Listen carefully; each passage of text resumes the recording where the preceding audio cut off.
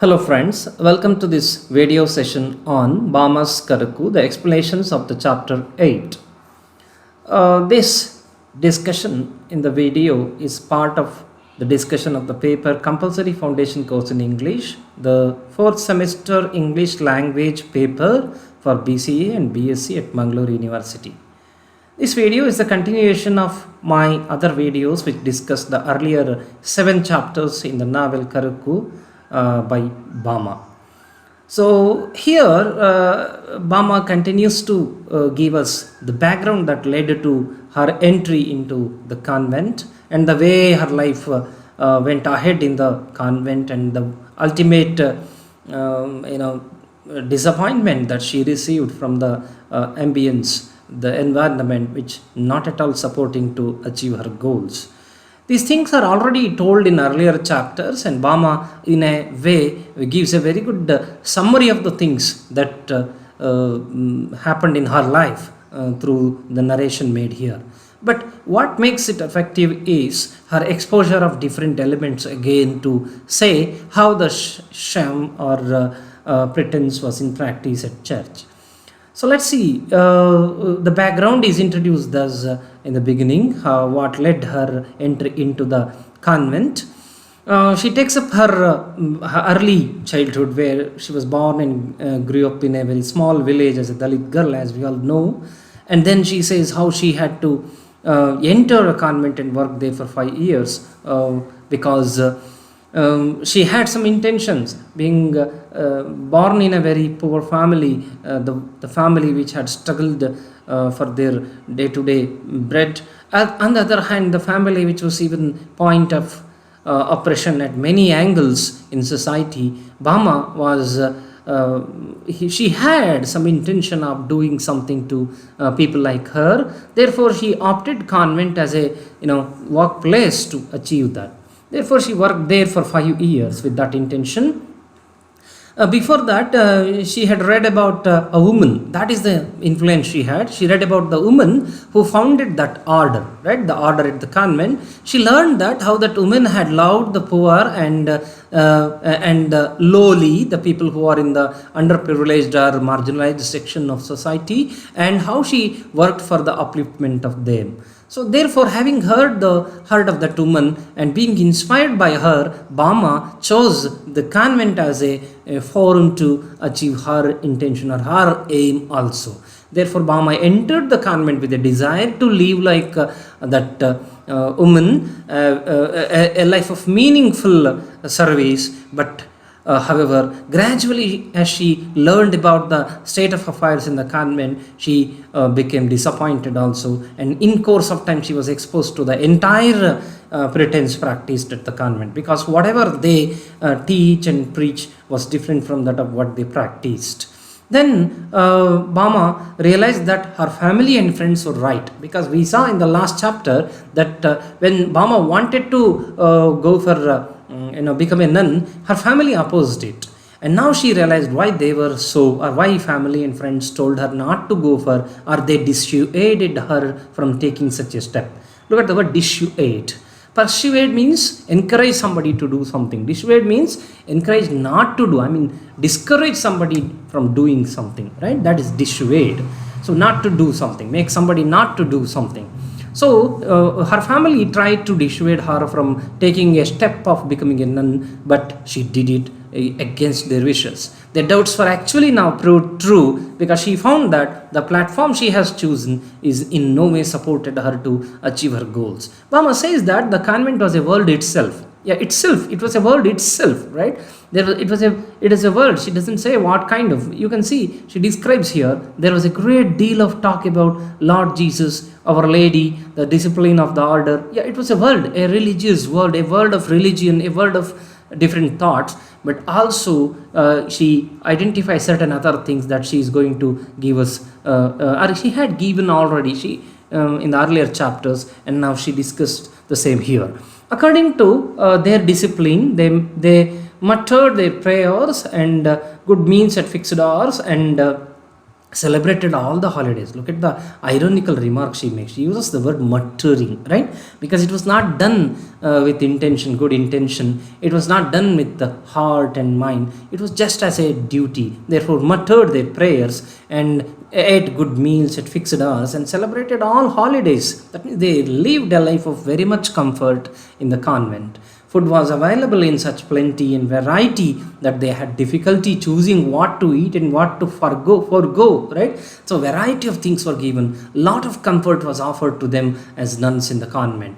But they actually serve the poor, and their intention is to contribute to the society, and upliftment of the poor was the intention or motto. But they were not in any way living or was able to understand the lifestyle of the poor, because they were offered luxurious lifestyle. Bama sometimes did not even know the names of food items. You see, that much variety, those many things were offered to them. They lived in comfort with all conveniences available in the convent. That was the setup.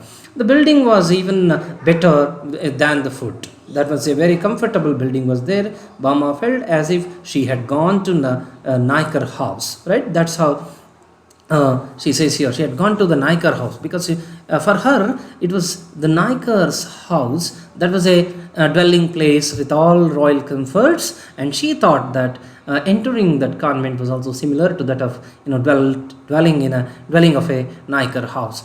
All that one had to do was just to eat and sleep at the convent. How critically she mentions it, that all they had to do is to just eat and sleep. As for work, there were arguments and disagreements among the nuns, and there were internal jealousies also, right? In the workplace there were internal jealousies also. The nuns were very arrogant on the other hand. These are some of the observations Mama makes there, and she finds it different from that of the reality, or what are the actual messages of God. Bama started to think why she had joined the convent. Her goal being to serve people is of no achieving that is of no possibility. It wasn't possible for her to achieve that in the convent setup. Moreover, she found that there is no real possibility for that. The discussion was always about eating and acquiring material things, and there was no concern for the real service of the people. Therefore, she considered that it was not a place, there was no real possibility to do that. They never asked why people suffer and what is the state of this country, what did Lord Jesus do for people, why they became nuns, how we can do with these injustices. All these things, they never questioned all these things. They never wondered, or they never thought of these things and finding a solution for the people in distress because of all these. Such questions never came out of their mouths. Although the convent was a well endowed, means given, right, blessed. Every time the nuns went home on leave, they were expected to bring some gifts, right? You can see each time they went home, and while coming from home, they used to bring some gift to the heads of the church or the priest or someone else. Mama found it difficult to bring anything that would be appropriate to her status and position. She never wanted to give, in fact, probably, and even to bring, there was nothing which supported her status and position, because she had difficult social condition. How can she afford to bring something that those convent people can accept it? Everyone had to bring something appropriate to them all, appropriate to the convent style of life, but that was not possible for Bama. You can see gradually the things in the entire surrounding of the church were in no way match the intentions of Bama. Therefore, it was a difficult life that she again underwent in church. Otherwise, convent. Otherwise, they were ignored, right? If they did not bring sufficient gifts and all that, they were ignored. That was another problem. They had the students. When we think of even students were also from wealthy families. Yeah, this was already mentioned in earlier chapters. They sat in rows, sleek and well-fed. They were sleek and shiny and well-fed, light-skinned, right? That means white, for example, in color, and would arrive in cars. The children arrive in cars. That means instead of serving the poor, it was a service to the rich then, right? There was in no way, it was a service to the poor and the people in distress. Even the smallest children would eat meals brought to them by servant boys and girls. See the way the difference was there. Smallest children were served and they had servants and whom they grandly ordered around, right? They did not give any respect to those servants. Instead, they were grandly ordered around. They were given the order, right? Order na madlagta ittu annodu. Even the smallest children, as a token of gesture, they admitted 4 or 5 poor children to the school. Yeah, you can see, in order to follow their vision of giving some seats to the poor, only 4 or 5 children from the poor section were the poor among the society were admitted. The wretches shunned the rich ones and lurked in corners and trembling. Those wretches, she is referring to the poor as the wretches. They shunned the rich ones and lurked in corners, trembling, repeated complaints about them. That's the very pathetic life was offered to the poor in the convent setup. So the Bama therefore perceives all these things, and it is right, I think, what Bama decided to quit that convent, because there she cannot do anything. I think the thing that she chose after leaving the convent is right one. What did she chose? She became a writer, right? Through writing now she is trying to enlighten many, I think thousands, to think about all these things. The rich children would refuse to sit next to the poor children because they were dark skinned and ugly. Look at the way, even discrimination in terms of color. The poor children were dark skinned and ugly, and the rich were not ready to. They refused to sit next to them. Even in a play or dance performance also, the rich children would refuse to dress as the poor, right? They were not ready to dress as the poor. The ಬಡವರ ಬಟ್ಟೆಯನ್ನು ಹಾಕೊಂಡು ಬಡವರ ರೀತಿಯಲ್ಲಿ ಬಟ್ಟೆಯನ್ನು ಧರಿಸಲಿಕ್ಕೂ ಕೂಡ ಇಷ್ಟಪಡ್ತಾ ಇರಲಿಲ್ಲ.